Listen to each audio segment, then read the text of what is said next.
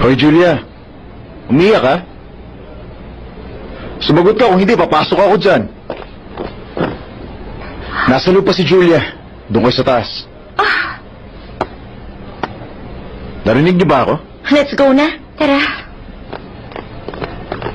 Bakit nandiyan ka sa labas ng girls' restroom? Nasa loob si Julia.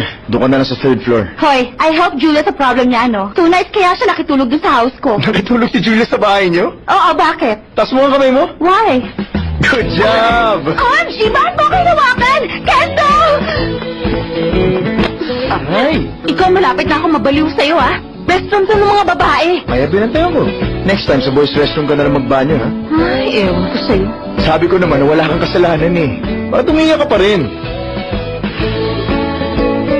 Hindi ko kasi maintindihan ang mundo nung iniikot lang sa stocks at pera. Wala ba talaga akong pwedeng gawin para